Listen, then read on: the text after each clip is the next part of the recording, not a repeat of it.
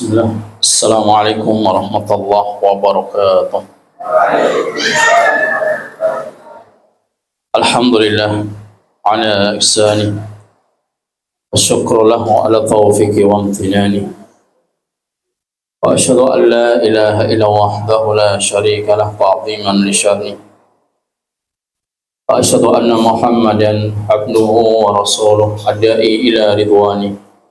Wassallallahu wasallama wa ala alihi wa ashabihi wa ikhwani.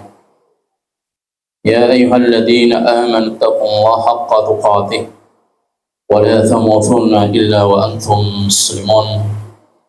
Qala Rasulullah sallallahu alaihi wasallam, wa majtama'a qaumun fi baitin min buyutillah yatluna kitaballah wa yatadarasunahu bainahum إلا نزلت عليهم السكينة وغشيتهم الرحمة وحفتهم الملائكة وذكرهم الله في من عنده. أما بعد. Ayat talabah al-ahibba, alhamdulillah atas izin Allah subhanahu wa ta'ala kita bisa bertemu kembali di majlis ilmu, majlis yang penuh diberkahi oleh Allah subhanahu wa ta'ala. Dan majlis ilmu di situ Allah Subhanahu wa taala menurunkan rahmatnya. Kemudian Allah Subhanahu wa taala menurunkan malaikat untuk mengelilingi para talabatul ilmi. Bahkan seluruh binatang yang ada di dunia, hatta al-haut, ya, sampai binatang yang ada di lautan pun mereka beristighfar, memintakan ampun kepada para talabatul ilmi. Sehingga sangat disayangkan sekali ketika kita melewatkan dengan majlis ilmu adalah raudun min riyadul jannah, taman di antara taman-taman surga. Ayat talabah al-ahibba, insyaallah pada kesempatan malam ini kita akan melanjutkan kembali kajian kita, pembahasan dari kitab Al-Kabair karya Al-Hafidh Abu Abdillah Muhammad bin Ahmad bin Uthman Al-Zahabi, atau yang kita kenal dengan Imam Al-Zahabi. Beliau wafat pada tahun 748 Hijriah. Dan kita sampai pada Al-Kabiratu As-Sadisatu, ya, tentang dosa besar yang ke-6, ya. Jadi perlu kalian catat, ya, perlu antum catat terkait tentang judul bab yang ke-6 ini. Dosa besar yang ke-6 ini adalah uququl walidain. Apa itu uququl walidain? Durhaka kepada siapa? Kepada kedua orang tua, ya. Jadi termasuk di antara dosa besar yang ke-6 dalam kitab Al-Kabair itu adalah durhaka kepada kedua orang tua. Sebagaimana firman Allah Subhanahu wa taala dalam surat Al-Isra ayat 23 sampai 24, ya. Allah Subhanahu wa taala berfirman, wa qadha rabbuka alla ta'budu illa iyyah. Allah Subhanahu wa taala memerintahkan kepada kalian, hendaknya kalian tidak beribadah kecuali hanya kepada Allah semata. Kemudian Allah menyandingkan dengan huruf ataf. Huruf ataf itu dalam ilmu nahwu dikenal dengan apa? Limutlaqil jam'i. Jadi untuk menggabungkan betapa agungnya bakti birrul walidain dan juga betapa besarnya tentang orang yang uququl walidain. Kemudian Allah Subhanahu wa taala sampaikan wabil walidaini ihsana, dan hendaknya kepada kedua orang tua kalian harus berbuat ihsan. Imma yablughanna 'indakal kibara ahaduhuma aw kilahuma fala taqul lahumā uff. Apabila di antara kedua kalian yang sudah lanjut usia, ya, jadi yang sudah sepuh, ya, jadi sudah tua, jangan sekali-kali kalian mengucapkan kepada seorang di antara mereka, kepada kedua orang tua kalian, dengan ucapan uff. Apa uff itu? Ya, Auf itu diterjemahkan dalam beberapa ya kitab-kitab ataupun dalam mushaf itu adalah ya. Jadi ucapan ya. Jadi misalkan kalian diperintah oleh orang tua ya. Tolong disuruh belanja ya. Dari anak laki-laki ya. Tolong dibelanjakan ya, tolong ayah atau abi belanjakan garam misalkan. Langsung malu gitu, langsung anak laki-laki disuruh belanja beli barang garam di warung. Jadi dengan kata-kata itu artinya menolak, tapi dengan ucapan apalagi intonasinya itu tinggi, maka ini termasuk di antara uququl walidain, durhaka kepada kedua orang tua. Bayangkan, kalian di sini dididik untuk menjadi anak yang saleh-salehah, yang nanti hasilnya itu bisa diaktualisasikan kepada kedua orang tua kalian ketika kalian pulang ke rumah. Ya. Jadi harus ada perbedaan antara anak yang mondok di pesantren dengan anak yang sekolah di luar. Itu harus ada perbedaan. Kalau nggak ada perbedaan, ngapain juga? Ya, orang tua ngabisin biaya mondokkan anaknya di pesantren, tapi akhlaknya, sikapnya tidak ada bedanya dengan anak-anak yang sekolah di luar. Ya. Jadi ini ya larangan dari Allah Subhanahu Wa Taala. Jangan sekali-kali kalian itu mengucapkan dengan intonasi yang tinggi. Kemudian wala tanharhuma wa qul lahuma qawlan karima, dan janganlah kalian menghardik ya. Jadi menghardik, intonasi yang tinggi, membentak ya. Misalkan orang tua kalian karena sudah usia sepuh ya. Kemudian tidak bisa main ya ketika ada telepon, misalkan ada WA ya, ditelepon oleh anaknya. Kemudian nggak tahu ini mana yang harus diangkat, mana dipencet merah atau warna hijau. Kalau dipencet merah kan nggak akan bisa keangkat telepon. Kemudian kalian mengucapkan bapak ya, dasar ya kampung katrok. Maka ini termasuk di antara durhaka. Jadi nggak boleh mengucapkan dengan kata-kata yang kasar. Kata kasar untuk memojokkan kepada kedua orang tua ini termasuk dilarang oleh Allah Subhanahu Wa Taala. Kata Allah, wala tanharhuma, janganlah kalian menghardik. Ya, menghardik dengan ucapan apapun yang itu bisa menyakiti perasaan kedua orang tua kita. Kemudian kata Allah Subhanahu Wa Taala, wa qul lahuma qawlan karima, dan hendaknya kalian itu untuk mengucapkan dengan ucapan-ucapan yang baik, ucapan-ucapan yang sopan santun kepada kedua orang. Kalau orang tua kalian di pesantren siapa? Siapa orang tua kalian di pesantren?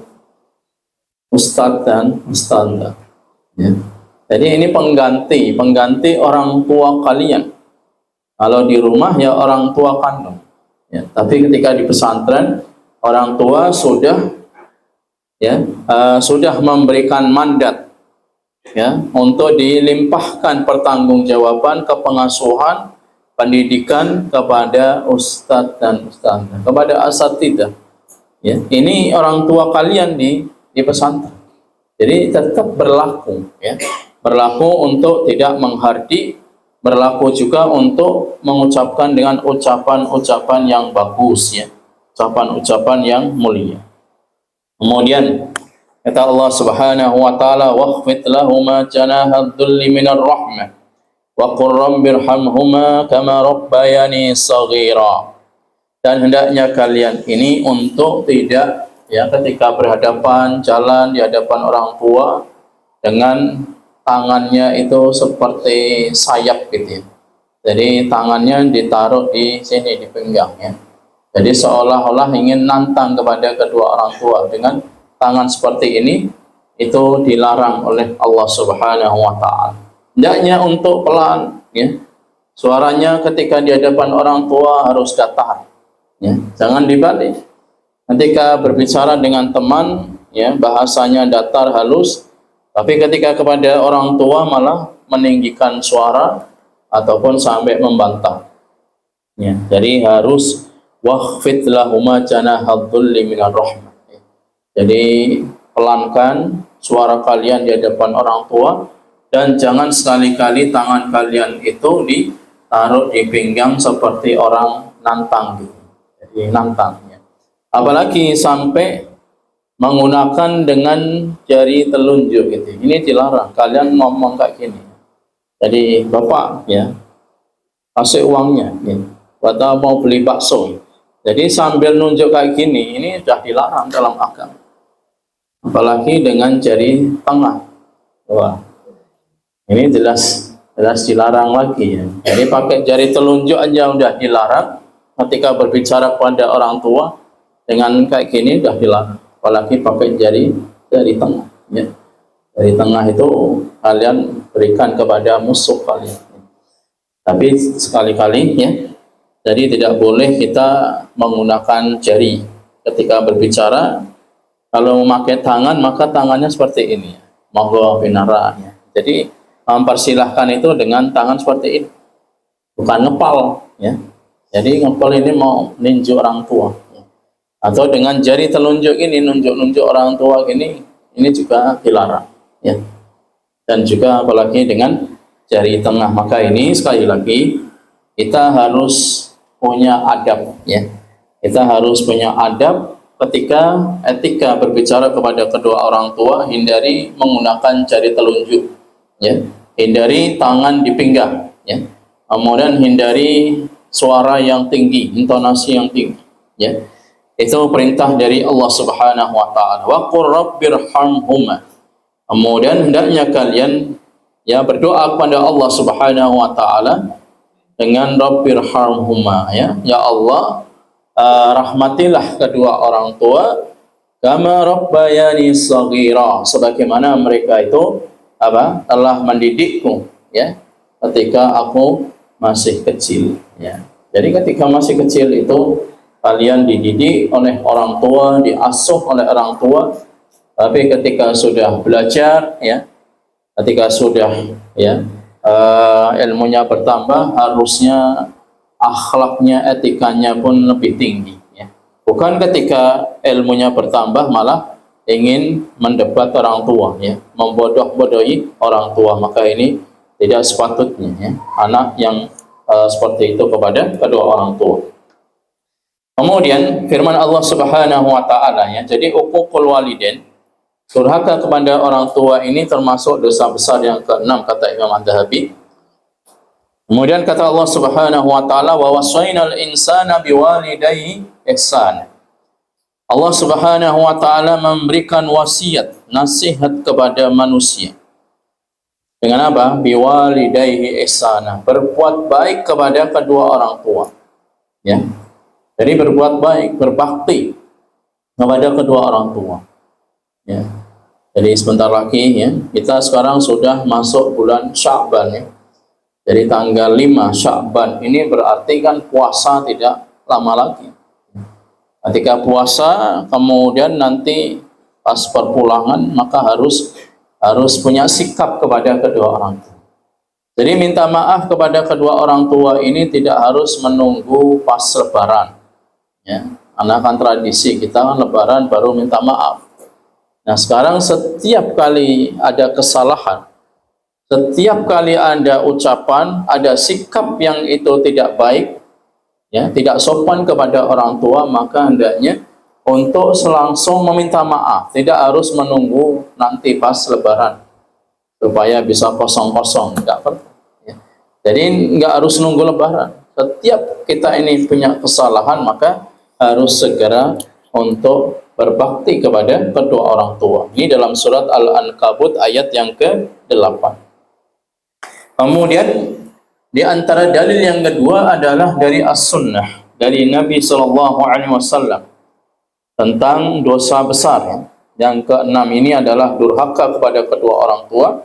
Nabi SAW menyampaikan, ala unabbi'ukum bi akbaril kabair, maukah kalian akan aku kabarkan kepada kalian semua tentang dosa-dosa besar.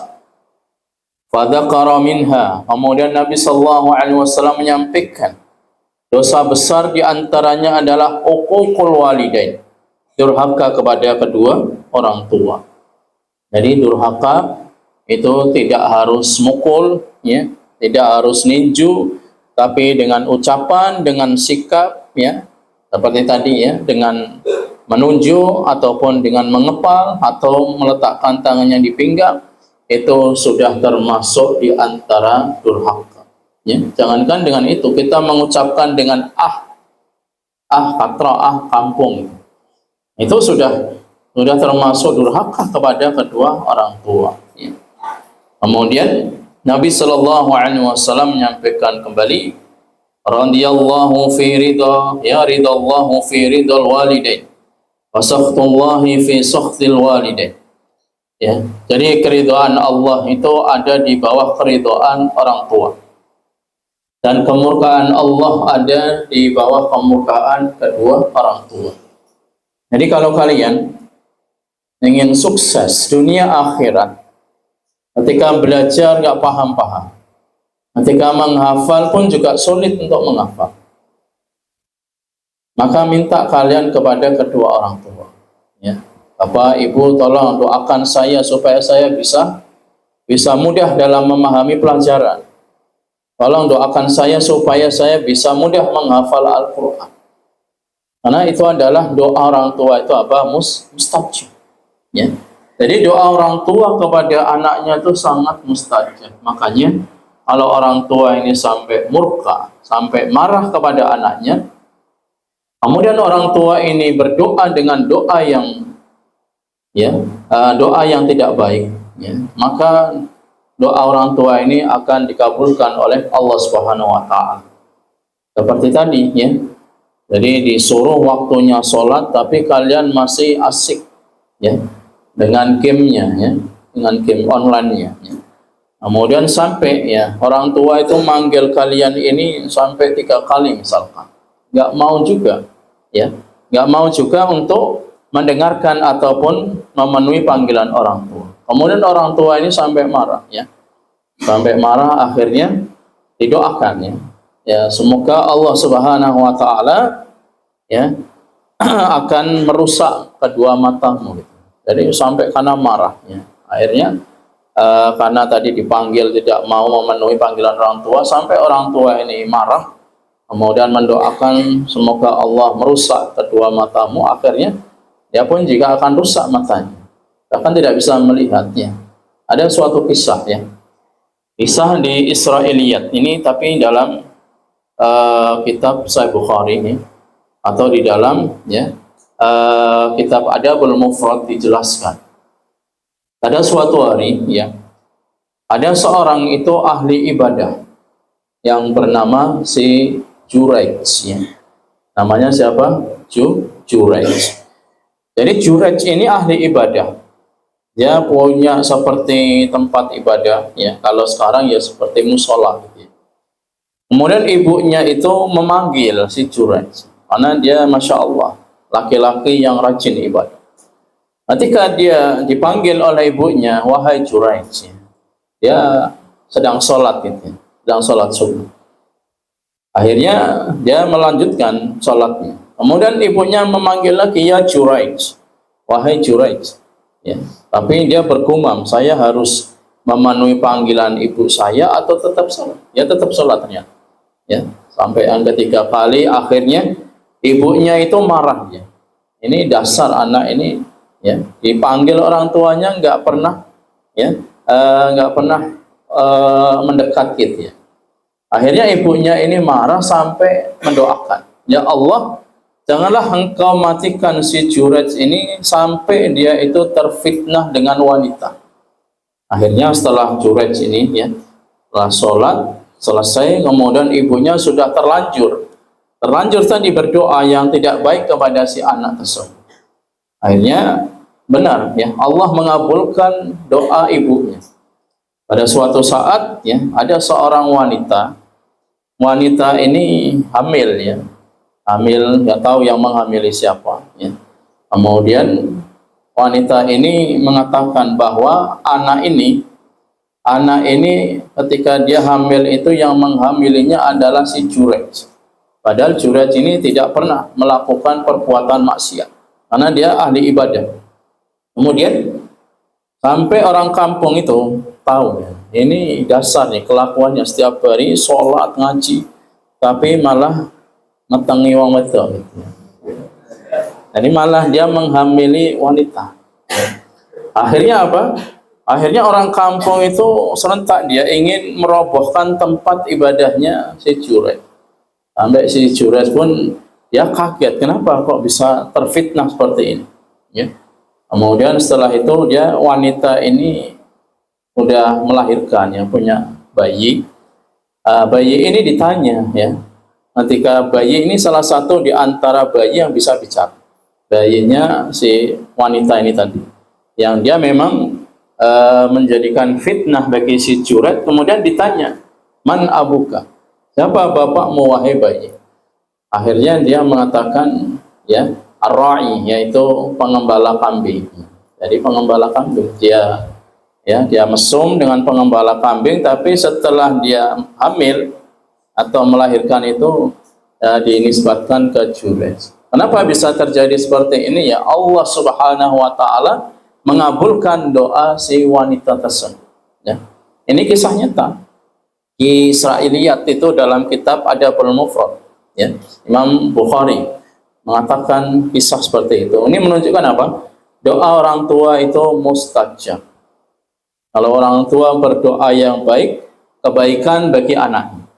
Kalau orang tua ini berdoa dengan doa yang buruk, keburukan bagi anak.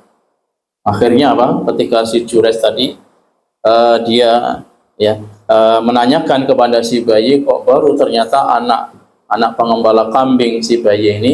Akhirnya orang kampung ini minta maaf, kemudian membangunkan kembali tempat ibadahnya, kemudian baru sadar, oh ternyata ini doa dari ibu saya.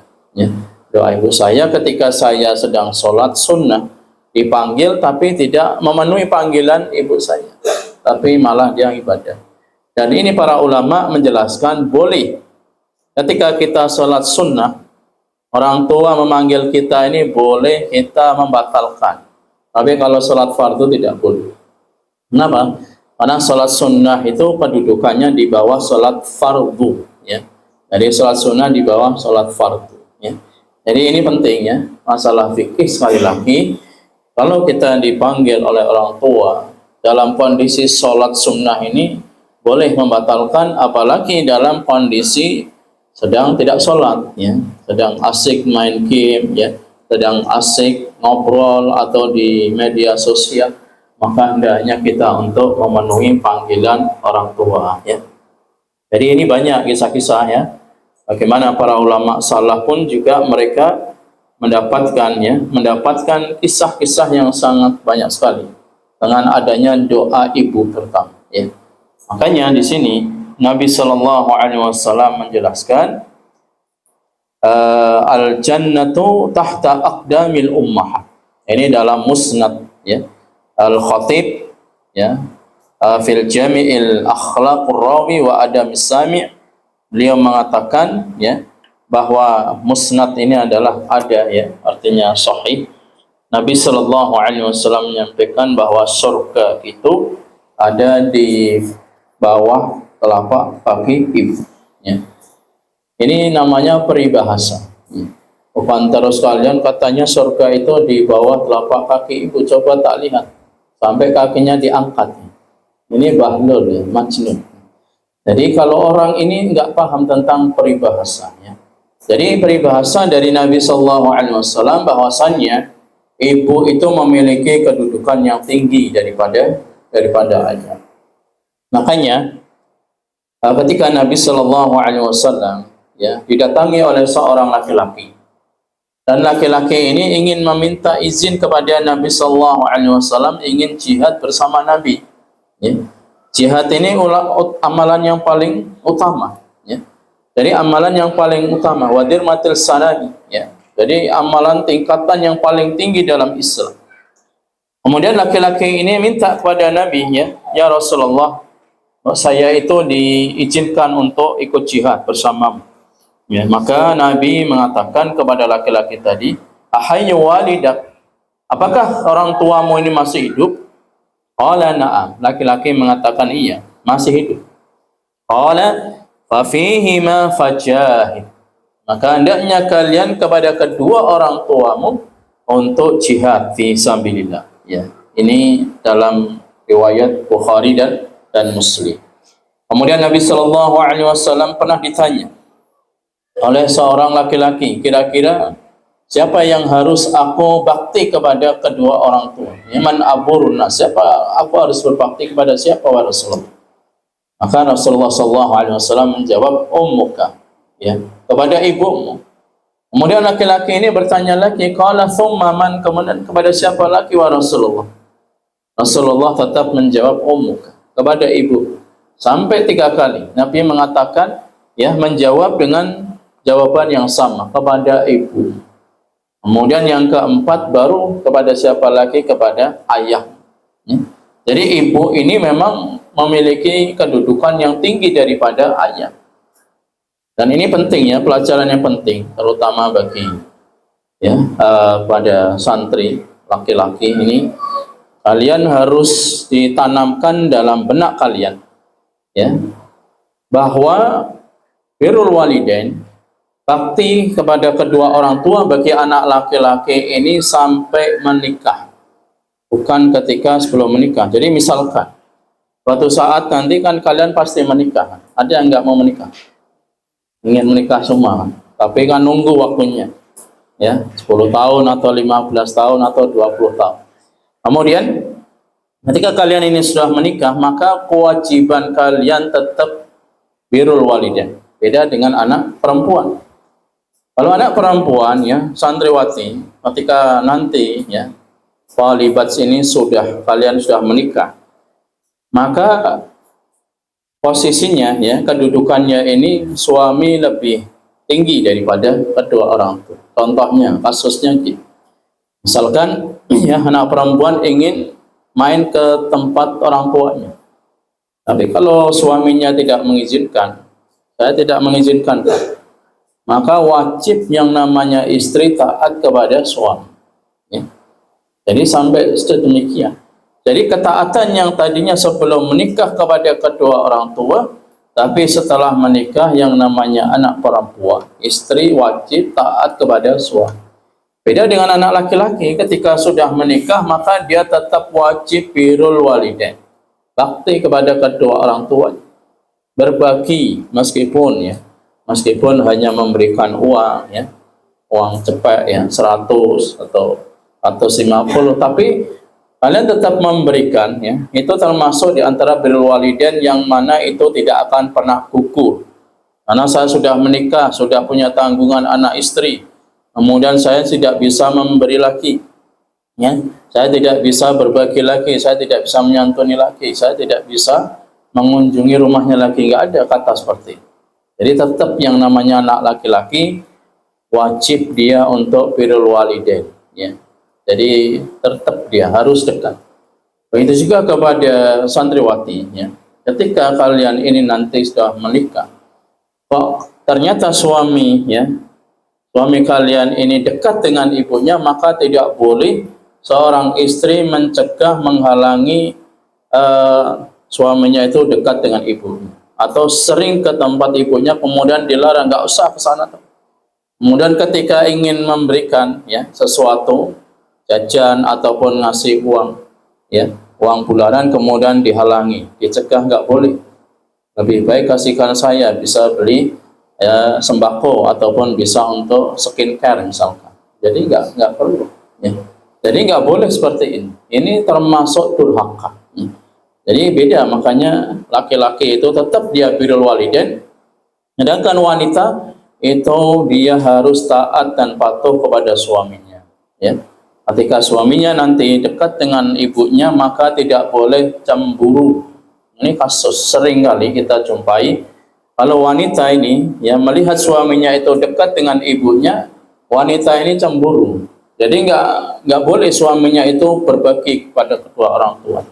Ya, mau ngasih uang, mau ngasih jajan itu dihalangi. Ini termasuk di antara dosa, ya. Termasuk di antara dosa besar. Karena menghalangi suaminya untuk birrul walidain, ya. Pahami ini. Meskipun kalian ini belum sampai pikirannya, tapi suatu saat kalian akan merasakan seperti ini. Hanya ini ilmu ini penting, ya. Tentang parenting, tentang bagaimana kita bakti kepada kedua orang tua, tentang bagaimana kedudukan wanita ini, ya. Ketika sebelum menikah memang dia wajib taat dan patuh kepada kedua orang tua. Tapi setelah menikah maka kewajiban itu, ya, taat dan patuh ini kepada suami. Bukan lagi kepada kedua orang, ya. Jadi kepada suami itu yang paling utama. Yang kedua baru kedua orang tua. Jadi kalau suami tidak mengizinkan, jangan sekali-kali nyelonong, ya. Artinya ketika suaminya nggak mengizinkan, nggak usah, ya, nggak usah ke tempat orang tuamu, karena mungkin di sana banyak, ya, laki-laki yang dianggap itu mahram tapi bukan mahram, ya, seperti saudara ipar itu kan bukan mahram, maka akan tertimbul fitnah. Akhirnya apa? Suami yang paham ini ingin menjaga kehormatan istrinya untuk tidak berdekatan dengan, karena banyaknya laki-laki yang bukan mahram yang dianggapnya itu mahram seperti saudara ipar. Itu bukan mahram dalam Islam. Jadi sekali lagi, bagi laki-laki ini tidak ada batasannya untuk bakti kepada ibu, terutama meskipun sudah menikah, sudah punya anak, tetap dia itu wajib birrul walidain. Beda dengan wanita. Kalau wanita sudah menikah, sudah punya anak, maka dia wajib taat patuh kepada suami, ya. Jadi kalau ada pilihan, mana yang harus didahulukan? Perintah suami atau perintah orang tua? Perintah suami terlebih dahulu. Ini dalam syariat Islam, ya. Kemudian Nabi Shallallahu Alaihi Wasallam juga pernah menyampaikan, ya, terkait tentang dosa besar ini. La yadkhulul jannata 'aqun wala mannanun wala mutminun khamrin wala mu'minun bisihrin. Rawahu Nasai. Nabi Shallallahu Alaihi Wasallam pernah menyampaikan, tidak akan pernah masuk surga orang yang durhaka, meskipun sudah hafidhah, tapi kok dia itu durhaka kepada kedua orang tua, jangan harap dia bisa masuk ke dalam surga. Karena surga itu tahta aqdami ummahat, di bawah telapak kaki, ya. Jadi sekali lagi, hendaknya kita ini hindari durhaka kepada orang tua dengan ucapan kemudian dengan menunjuk dengan jari telunjuk, kemudian meletakkan kedua tangannya di pinggang, ya, kemudian dengan ucapan yang kasar keras, maka itu termasuk durhaka. Dan orang seperti ini meskipun dia hafidhah, meskipun dia sudah, ya, mempelajari ilmu agama, ilmu umum, atau meskipun dia sudah nanti misalkan sudah kuliah S1, S2, S3 sampai es krim, ya. Jadi ini tidak akan bisa masuk surga, ya. Jadi tidak akan bisa masuk surga. Makanya penting, ya. Makanya penting kita untuk belajar bagaimana kita ini menjadi anak yang saleh dan salihah. Kemudian kata Nabi sallallahu alaihi wasallam, tidak akan masuk surga juga mudminu khamrin, ya. Jadi orang yang pemabuk gitu, ya, miras, ya. Jadi mabuk itu tidak akan masuk ke dalam surga. Wala mu'minu bisihrin, dan juga orang yang percaya dengan perbuatan sihir, ya. Jadi ini termasuk orang-orang yang kata Nabi sallallahu alaihi wasallam tidak masuk surga. Ini hadis dikeluarkan oleh Imam An-Nasai. Kemudian qala Abdullah bin Amr jaa A'rabi, ya. Jadi pada suatu hari orang A'rabi itu apa? Orang Badui, ya. Beda antara Arabi dengan A'rabi. Kalau Arabi itu namanya orang Arab. Tapi kalau A'rabi, roknya ada alif, ya. Kita bacanya A'rabi, itu orang Badui, ya. Orang Badui itu orang yang nggak pernah sekolah, orang yang nggak pernah belajar, ya. Jadi ketika dia kencing aja itu di dalam masjid, yaitu orang Badui namanya, ya. Kemudian orang Badui ini bertanya kepada Nabi sallallahu alaihi wasallam, "Ya Rasulullah, mal kabairu?" Apa sih dosa-dosa besar itu? Qala al-isyraku billah. Dosa besar itu yang pertama menyekutukan Allah. Qala thumma madza? Kemudian apa lagi ya Rasulullah? Thumma uququl walidain. Ya, durhaka kepada kedua orang tua. Qala thumma madza? Kemudian apa lagi ya Rasulullah? Qala thummal yaminu al-ghamus, ya. Kemudian orang yang tadi ya bersumpah ya dengan sumpah-sumpah yang tidak benarkan. Intinya bahwa hadis ini uququl walidain sesuai dengan judul kita, yaitu termasuk di antara dosa besar setelah daripada dosa syirik ya. Jadi dosa durhaka kepada kedua orang tua itu sangat besar setelah daripada dosa syirik. Kemudian Nabi sallallahu alaihi wasallam menyampaikan lagi, la yadkhulul jannah 'aqun wala mukadzibun bil qadari. Tidak akan pernah masuk surga orang yang durhaka kepada kedua orang tua dan orang yang mendustakan takdir. Dia tidak percaya dengan adanya takdir, maka ini termasuk orang yang durhaka kepada kedua orang tua ya. Jadi ini harus kita pelajari supaya kita ini tidak termasuk anak yang durhaka kepada kedua orang tua kita ya. Kemudian yang terakhir adalah yang diriwayatkan dari Isa bin Talhah, Ubaidillah bin Amr bin Murrah al-Juhaini radhiyallahu an. Ada seorang laki-laki pernah bertanya kepada Rasulullah, "Ya Rasulullah, ara'aita in shallaitu shalawatul khams?" Bagaimana pendapatmu jika aku ini salat 5 waktu? Wa sumtu Ramadan, dan aku berpuasa pada bulan Ramadan. Wa addaitu zakah, dan aku mengeluarkan zakat. Wa hajjatul baita, dan aku pun melaksanakan ibadah haji. Fama dzali, maka apa balasannya bagiku? Qala man fa'ala dzalika kana ama'an nabiyyin wasiddiqin wasyuhada. Orang yang sudah salat 5 waktu, orang yang berpuasa di bulan Ramadan, orang yang mengeluarkan zakat, orang yang haji ke Baitullah, itu balasannya nanti di akhirat bersama para nabi, para siddiqin dan para syuhada. Illa an ya'uqqa awalidai, kecuali orang yang durhaka kepada kedua orang tuanya ya. Ini dalam kitab Kanzul Amal ya, bahwasanya disebutkan kalau kita bisa menjaga komunikasi, bisa menjaga muamalah kepada kedua orang tua dengan cara yang baik, maka insya Allah peluang masuk surga itu ada. Tapi kalau kita ini durhaka pada kedua orang tua, meskipun ilmu kita ini banyak, maka nggak ada manfaatnya ya. Karena itu penghalang masuk ke dalam surganya Allah Subhanahu wa taala. Jadi ini sangat penting sekali kita untuk memahami tentang durhaka kepada kedua orang tua ini dosa yang besar ya. Sehingga Imam Ad-Dhahabi dalam kitab dosa-dosa besar itu menobatkan nomor yang ke-6 dosa-dosa besar, yaitu adalah uququl walidain ya. Jadi sekali lagi kita sudah mengetahui materinya, tinggal kita praktek ya. Ketika bertemu dengan orang tua bagaimana seperti itu bisa dipraktekkan, dan juga kepada asatidzah ya, kepada ustadz, pada guru di pesantren pun juga harus kalian bisa punya adab, punya etika, karena itu mereka pengganti orang tua ya. Karena orang tua sudah memberikan mandat amanah kepada asatidzah, dan kewajiban kita untuk selalu menjadi ya anak yang soleh-solehah, punya adab, tidak durhaka, ketika bicara pun juga bicara dengan sopan dan santun seperti itu. Demikian yang bisa kita sampaikan insyaallah ya.